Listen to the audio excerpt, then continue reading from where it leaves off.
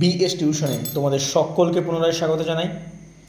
আজ আমরা আলোচনা করব আমাদের মাধ্যমিক টেস্ট যে এক্সাম আসছে তার ফাইনাল 8 নম্বরের যে প্রশ্নগুলো আমরা করব সেই প্রশ্নগুলো নিয়ে। এর আগের দুটো ভিডিওতে তোমাদের 4 নম্বরের সমস্ত যে সাজেশন অর্থাৎ ফাইনাল যে সাজেশন টেস্ট এক্সামের জন্য সেগুলো তোমাদের প্রোভাইড করা হয়েছে। আজকে তোমাদের প্রোভাইড করা হচ্ছে 8 নম্বরের একদম সব থেকে গুরুত্বপূর্ণ প্রশ্নগুলো। এই প্রশ্নগুলোই করবে, এখান থেকে তোমরা 100% তোমরা কমন পাবে। তো চলো কোনো সময় নষ্ট না করে আমরা প্রশ্নগুলো দেখে নিই। দ্বিতীয় অধ্যায় থেকে যে 8 নম্বরের প্রশ্নগুলো করব দেখা যাক। প্রথমে 19 শতকে ভারতে ব্রিটিশ শিক্ষানীতির অথবা সরকারি উদ্যোগের পরিচয় দাও। 2 নম্বর, সমাজ সংস্কার আন্দোলনে বিদ্যাসাগরের অবদান আলোচনা করো। শিক্ষা প্রসারে তিনি কী উদ্যোগ নিয়েছিলেন। 3 নম্বর, শিক্ষা বিস্তারে প্রাচ্যবাদী ও পাশ্চাত্যবাদী বিতর্ক কী। উচ্চশিক্ষার বিকাশে কলকাতা বিশ্ববিদ্যালয়ের ভূমিকা আলোচনা করো। 4 নম্বর, রাজা রামমোহন রায়কে বাংলার নবজাগরণের অগ্রদূত বা ভারতের প্রথম আধুনিক মানুষ বলা হয় কেন। 5 নম্বর, 19 শতকে বাংলায় সমাজ সংস্কার আন্দোলনে ব্রহ্ম সমাজের অবদান কী ছিল। 6 নম্বর, নববঙ্গ আন্দোলন বলতে কী বোঝো। এই আন্দোলনে হেনরি লুই ভিভিয়ান ডিলুজিওর অবদান কী ছিল। তৃতীয় নম্বর অধ্যায় থেকে যে 8 নম্বরের প্রশ্নগুলো করব সেগুলি হবে, বাংলায় ওয়াহাবি অথবা ফরাজি আন্দোলনের পরিচয় দাও। এই বিদ্রোহ ব্যর্থ হয়েছিল কেন বা ব্যর্থ কেন। 2 নম্বর, মুন্ডা বিদ্রোহ অথবা নীল বিদ্রোহের পটভূমি বা কারণগুলি কী ছিল। এই বিদ্রোহের তাৎপর্য কী। 3 নম্বর, সাঁওতাল বিদ্রোহের কারণ ও ফলাফল উল্লেখ করো। চতুর্থ অধ্যায় থেকে আমরা যে 8 নম্বরের প্রশ্নগুলো করব সেগুলি হবে, 19 শতকে লেখায় ও রেখায় কিভাবে ভারতীয় জাতীয়তাবাদের বিকাশ ঘটেছিল তা আলোচনা করো। 2 নম্বর প্রশ্ন, কোন সময়কে কেন ভারতের সভা সমিতির যুগ বলা হয়।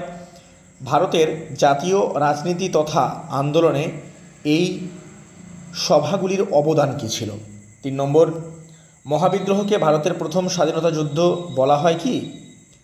তোমার উত্তরের সপক্ষে যুক্তি দাও বা তুমি কি কি যুক্তি দিতে পারো।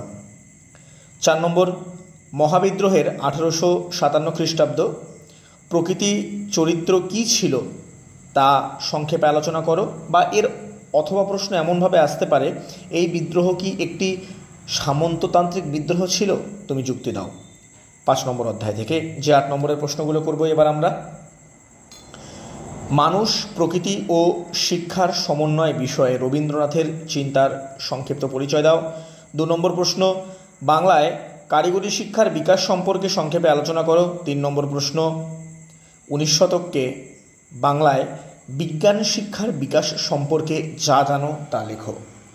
6 নম্বর অধ্যায় আমরা এখান থেকে যে প্রশ্নগুলো করব সেগুলি হবে, প্রথম বিশ্বযুদ্ধের পর ভারতে কৃষক আন্দোলনের পরিচয় দাও।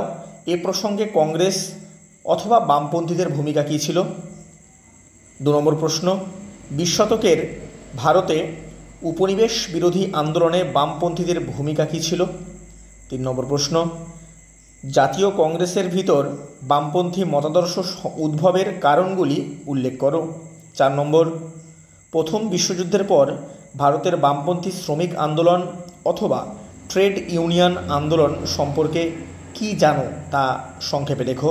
আর এর অথবা প্রশ্ন এমনভাবে আসতে পারে, 1918 থেকে 1934 খ্রিস্টাব্দ পর্যন্ত ভারতের শ্রমিক আন্দোলনের পরিচয় দাও। এই আন্দোলন দুর্বল করার জন্য ব্রিটিশ সরকার কী কী পদক্ষেপ গ্রহণ করেছিল বা নিয়েছিল। এবং সর্বশেষ 7ম অধ্যায় আমরা এখান থেকে যে 8 নম্বর প্রশ্নগুলো করব সেগুলি হবে, দেখা যাক কী কী। প্রথম, ভারতে দলিত রাজনীতি বা দলিত আন্দোলনের কারণ কী ছিল। এই প্রসঙ্গে আম্বেদকর ও গান্ধীজির দ্বন্দ্ব সম্পর্কে আলোচনা করো। 2 নম্বর, 1930-এর দশকে বাংলায় সশস্ত্র বিপ্লবী আন্দোলনের পরিচয় দাও। 3 নম্বর, 20 শতকে ভারতের জাতীয় আন্দোলনে ছাত্র সমাজের অবদান কী ছিল। 4 নম্বর, 20 শতকে ভারতের নারী আন্দোলনের চরিত্র ও বৈশিষ্ট্যগুলি উল্লেখ করো। এই শতকের জাতীয় আন্দোলনগুলিতে নারী জাতি কী ভূমিকা পালন করেছিল। তাহলে আমাদের সমস্ত 8 নম্বরের প্রশ্নগুলো কমপ্লিট হয়ে গেল। আমরা সকলেই জানি যে প্রথম অধ্যায় এবং অষ্টম অধ্যায় এখান থেকে কোনো 8 নম্বরের প্রশ্ন থাকবে না। তো এই দুটি অধ্যায় বাদ দিয়ে বাকি যে কটি অধ্যায় রয়েছে সমস্ত থেকে আমরা সবথেকে গুরুত্বপূর্ণ প্রশ্নগুলো আমরা দেখে নিলাম। তোমরা সবাই অতি অবশ্যই এই প্রত্যেকটি প্রশ্ন করবে, তোমরা পরীক্ষায় 100-এ 100% তোমরা কমন পাবে। তো এইরকমভাবেই প্রত্যেকটি ভিডিও পেতে গেলে অতি অবশ্যই তোমরা সাবস্ক্রাইব করো এবং পাশে থাকা বেল আইকনে ক্লিক করে রাখো। আজকে এই বলে শেষ করছি। সকলে সুস্থ থাকো এবং খুব ভালো থাকো।